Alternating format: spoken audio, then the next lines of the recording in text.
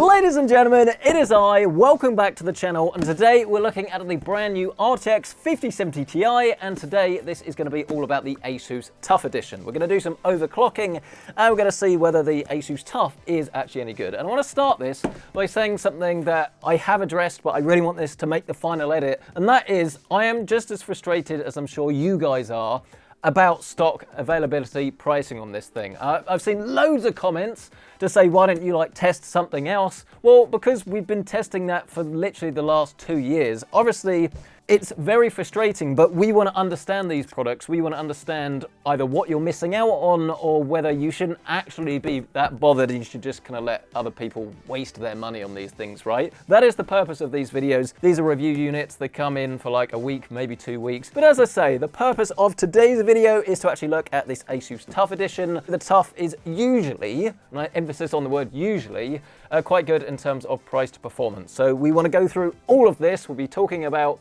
what it should actually be worth, and as I say, overclock this thing to actually see if we can get loads more performance out of this. So stay tuned to see exactly what this thing can do and whether you're missing out or whether you needn't care right after a short word from this video sponsor. Meet Gigabyte G6X, a crazy powerful yet affordable gaming laptop that oozes luxury. This mighty machine packs up to an RTX 4060 laptop GPU and an Intel Core i7-13650HX CPU, allowing you to dominate in your favorite titles. Combine this with a huge 16-inch 165Hz 16x10 display with ultra-slim bezels, and you're going to fall in love with PC gaming all over again. Feast your eyes on this gorgeous laptop today, with the link down below. So yeah, for the most part, Nvidia definitely have made quite a bit of a mess of 50 series, and it's not like a major step and leap forward, but at least the 5070 Ti in our review, that when we did our full build, you can find that in the top right corner of your screen with what was supposed to be a MSRP SKU. It was actually quite a reasonable performance jump from a card a year ago, more reasonable compared to 2 years ago, and if the price was less, then actually in terms of value, that would make sense. That would actually be quite an easy card to recommend in today's climate. But as we know, pricing is all over the place, and we don't really know what's going to happen with this. This, as I say, is the Asus TUF Gaming. Now that they have their Prime SKU though, that's supposed to be the real small MSRP version. So that kind of leaves TUF in this weird place where it's not like a super high-end Strix, but then it's probably going to cost a fair bit more than MSRP. And as I say, it puts us in a little bit of a weird position when we have no idea what the price is going to be, so we can talk about value at different price points.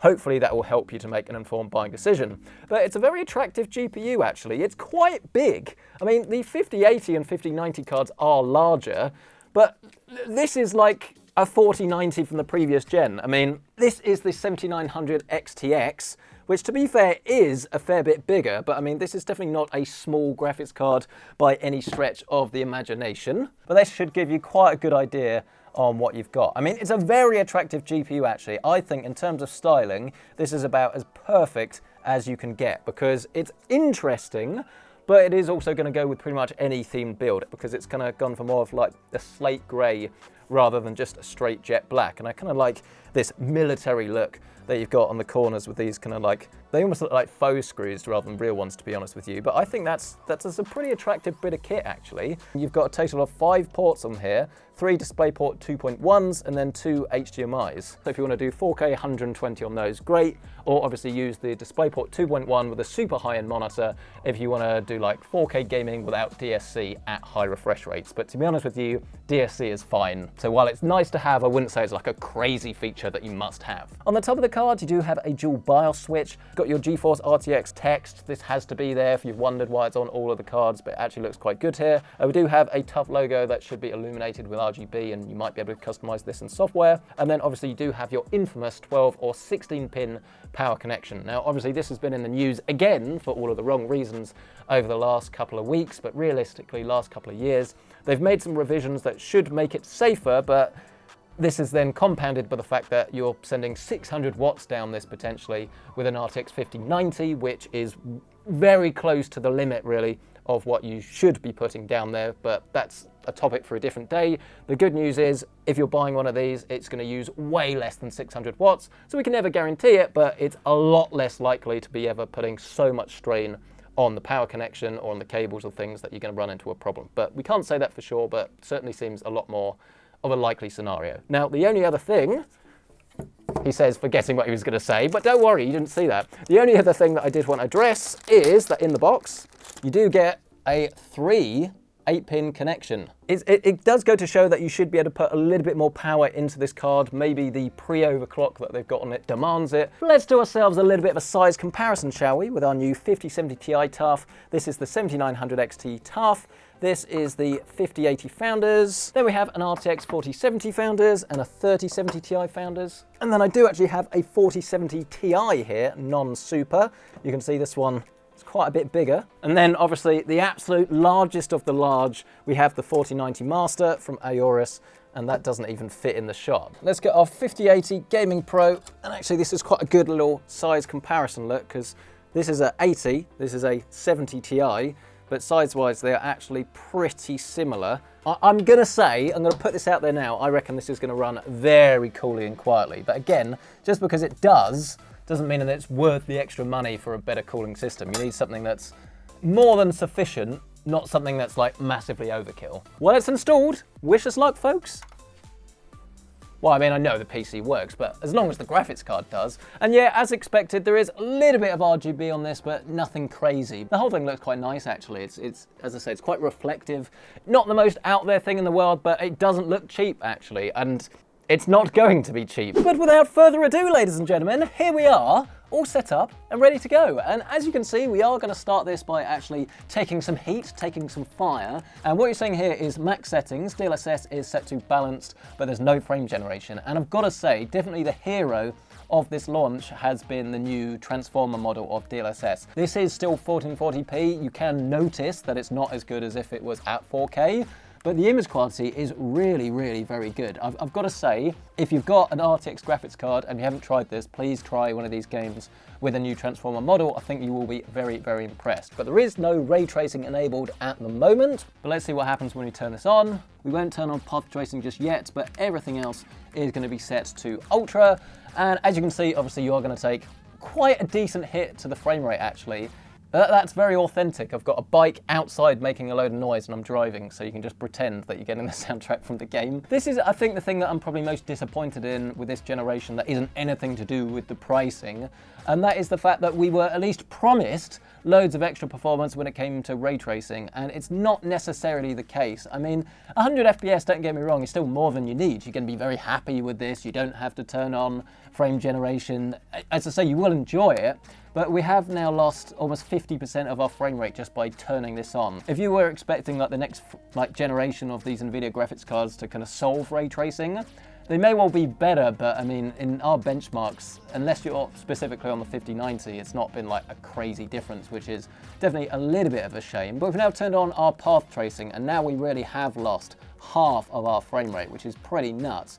But obviously you are now getting the best level of visual fidelity possible. As I say, the frame rate definitely has gone down a lot, but the fact that you can play a fully path trace game and it does completely transform the way Cyberpunk looks, even if you're not going to use it all of the time and you just want to kind of roam around, you know, you're still getting 78 FPS. If you were playing this on a 60 Hz screen with a controller or something like that, then chances are you're going to saturate the screen that you have. Even the 1% lows are really nice on this. Assuming you can get this for less money than the last one, which as we know probably isn't going to be the case, it would be really easy to recommend. But it's just so variable because I don't know when you're watching this and I don't know what the price of this card is going to be. However, something that we do know is the thermal performance of this card. As I say, this is best case scenario. It's not very warm in here, probably about 20, maybe 21 degrees or so. And we're currently getting about 59, 60 degrees on our graphics card. So in an ideal condition environment, yeah, it's no issue whatsoever. I can hear fans, but they're coming from the case fans, not from the graphics card. So pretty impressive on that front, but I'm now going to put the side panel on and we'll change to a different title. No, hang on a minute. I haven't shown you frame generation yet. Sorry, I'm being silly. So I've restarted the game, exact same settings, so path tracing, DLSS, super resolution, balanced, but now our frame gen is set to 2x. So this is similar to what you'd find on a 40 series card, but obviously you have more performance versus the 4070 Ti and the 4070 Ti Super. So around about 120 FPS or so in terms of our PC latency. It's well under what it needs to be, around about 43, 44. So as long as you are happy to use frame gen, which obviously might introduce some artifacts here and there, I think you actually be very, very happy with not only the frame rate, but then also the experience as well, because it is super smooth. It does feel very slick. I think you will be very happy with this, but this is probably quite a good example of why multi-frame generation is going to be very useful for certain people, but then also not very useful for others. Because if we now go into the settings, native DLSS 4 games have their own sub-menu for these, but otherwise you have to do this in the Nvidia app and you can like use the overrides. But we go over to graphics and you should see we have this little DLSS multi-frame generation selector here. And this in theory is trying to say, oh, you can triple your frame rate. But I mean, not only is that kind of not true anyway, but it will actually reduce your base frame rate in order to get there, because the kind of like pipeline has to almost like sync together and it's using extra resources. It's more complicated to do, so your raw frame rate will actually go down a little bit, but then once you get this multiplied, you get your 3x, and you now get this frame rate of around about 150, 155 FPS or so. I mean, it's gone down a little bit because obviously our ray tracing is enabled, so as soon as you get into an area where there's a lot going on, a lot of rays being traced and things, obviously it's going to dip down. But yeah, it looks really good, but I will say that, especially with the path tracing enabled, once you start moving on this bike, you can definitely see some weirdness. I mean, look at that. That's not a good experience. That has gone a little bit wrong there. I think it is definitely worse with the full path tracing. It's a little bit weird because some bits of the game, like when you're just roaming around like this, you're not moving the camera much, it's absolutely fine, and especially when you're not on the bike and you are, as I say, just kind of like roaming around, it definitely works quite well. But then there are definitely times where things just go a little bit like washy. It's really weird. You get this smearing on screen, and it's just not a very pleasurable experience. But let's now move away from ray tracing and go for something completely different as we fall down a cliff. Probably not the most sensible idea. He hasn't broken his leg, that's quite surprising. We have some Ghost of Tsushima, and as you can see, we are running this at 4K now because this isn't obviously as difficult to run. We do have DLSS enabled, where we've got this set to quality, I believe. I mean, I can show you the settings. We have this set to very high. Yep, DLSS is quality, no frame gen or anything like that. And as you can see, at 4K, this is a very, very capable graphics card. I mean, this is almost as good in most titles as a 4080 or 4080 Super. So I'm reluctant to say impressive, but compared to everything else that we've had, is a lot more in line, and it would make a decent upgrade again at this MSRP. That is the point, and I think there is going to be a fair bit of confusion out there about whether this thing is going to be worth it. I think most reviewers would agree that actually, compared to everything else that we've got, the 5070 Ti is the best of the bunch, assuming you could get it at the price. The reason that we're so frustrated about this is not only availability, but also the fact that the cards that are being sold and are available are being just sold at like astronomical prices. If you want to spend a little bit extra to get something a little bit nicer, a bit fancier, better cooling, that's your prerogative, but you shouldn't have to spend like £200-300 or dollars more just to get the card that you want and be forced into essentially paying through the nose again for something that you don't want, essentially. So it is very frustrating, but assuming you can get hold of one for a good price, yeah, around about 95 to 100 FPS in Ghosts. Right, enough mucking about. Time for the real thing. It's time for a Warzone. That was my impression at hard English person, which could be perceived differently. Anyway, this is some Call of Duty Warzone, and we're currently running this, as I say, at 1440p DLSS quality, because this is the older CNN model of DLSS, so I think personally at 1440p I think that looks a little bit better, but otherwise we are running this at the extreme preset. And actually, in terms of the frame rate, you can see it's not doing a bad job whatsoever. I mean, even whilst filming this videos, I can still be good, because we're getting around about 200 to 210 FPS.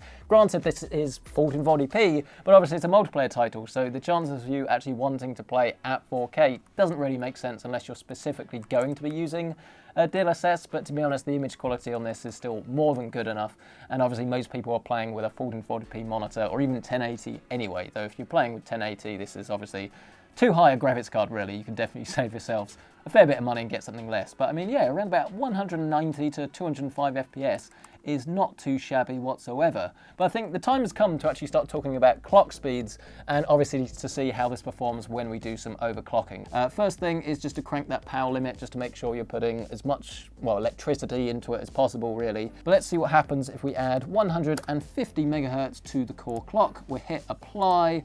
And then when we open up our game, has that made any real differences? Well, our clock speed is now just under 3,000, 2,992, and our frame rate has gone up ever so slightly. We've gained about 2 or 3 FPS there, so definitely nothing crazy, but obviously this is a starting point and it all adds up. The main thing really is that if you are going to overclock, you want to make sure you bed it in before you start playing multiplayer games really, because the last thing you want is to be playing something like Warzone and then your system locks up and then you've lost where you are in the game. Let's whack this up to 250. I would not recommend that you overclock your graphics cards in such huge intervals, but I'm feeling optimistic. I think we are going to get close to what we did with the 5080. We're now at 3082 megahertz and our frame rate, oh no, good physics there. Can I redeem myself in the gulag? Oh! Yes, got him in the feet. Let's crank that up to plus 350 and it's loaded in. It's certainly not crashed immediately. How likely are you to recommend this PC to others if asked? Thanks, Feedback Hub. Yeah, there we are though, 3,180 megahertz. I think this is probably now going to be borderline. Some samples are going to be better than others, depends on the exact chip that you get. But let's go plus 425. We're at 3247. Now, as I say, this is very risky now. Chances of crashes are going to be high, but it does certainly seem as if there is quite a lot of potential in this card as there was with the 5080. So for whatever reason, Nvidia just haven't clocked up these cards as much as they could, which seems very strange when you think there wasn't actually like a massive performance jump anyway with these cards. So you'd think they'd want to extract as much performance as possible. Maybe long term they're not going to be that stable. Maybe they were worried about something, or maybe this was just kind of like artificial, put it in this specific performance and price bracket rather than actually trying to give you guys the best value for money possible. But yeah, there you are, 3255 megahertz. Oh, and I got greedy, guys. I got greedy. I went for plus 480. That was the point of no return essentially here. So okay, we found it. You're typically looking for probably about 3200 megahertz or so, but as I say, depends on the exact card that you get. But don't worry guys, of course the PC does still work, and we can now actually put these numbers through their paces to see just how this compares pre-overclock to post-overclock. So what you're seeing now, where we have a nice little benchmark scene, and we did have 77 FPS. So as we hit the wall, we've gone up to 84 FPS, which actually isn't too bad. Quick maths, that's what? That is almost 10% extra performance again, isn't it? As I say, just from doing like a simple overclock. Now, it is obviously going to vary depending on where you are in the game, what your frame rate is in the first place. Clearly, in something like this, that it does make quite a big difference. So there you are then, guys. That is pretty much everything you need to know. They assure me that there is going to be a lot of stock of this coming through, but I think all the time the retailers can charge a little bit on top, they're just going to do so because like I understand it a little bit if there are tariffs and things, but in the UK that's not the case and we're seeing the same sort of problems really. So how much would I pay personally for this particular SKU? I'd probably say £75, maybe if I was desperate, £100 more than the MSRP. Personally, again, remembering that this is a tough edition, if it's supposed to be at the MSRP and I could get the Prime card, I'd probably just go for that, to be honest with you. But it's just not worth paying through the nose for one of these cards. If you need one, I understand, but if you're happy to wait a little bit, then please don't go thinking that these things are like the solution to all of your problems, because whilst multi-frame generation is nice, you need a 240 Hz monitor for it to even begin to make sense anyway, and there are loads of other upgrades you could make to your PC. But the question does go out to you guys on this. What do you make of the card? What do you make of the current pricing situation? And how much would you pay for the Tuf? Am I going to be watching this back when it goes up and think, how much are they charging for the Tuf? Or is the stock and availability going to get better to the point where actually you're not only going to be able to choose this, but you might have a choice of different cards? It will happen at some point, but we don't know when it is. But let us know your thoughts down in the comment section below. Smash the like button if you've enjoyed this though. Get yourself subscribed. And of course, if you do want to check out current pricing on anything that was featured in this video, as always, you can find it listed down below with our affiliate links. And while you're down there, why not indulge yourself in the power of the Gigabyte G6X? This stunning gaming laptop hits the sweet spot of luxury look and feel, combined with powerhouse gaming performance and immersive Dolby Atmos audio. Its beautiful display has an incredible 90% screen-to-body ratio, and the RTX 4060 laptop GPU not only brings jaw-dropping frame rates, but also accelerates AI applications with a mighty 233 TOPS of processing power. Level up your battlefield today with the Gigabyte G6X. Learn more with the link down below. But thank you guys so much for watching. We'll catch you in the next one.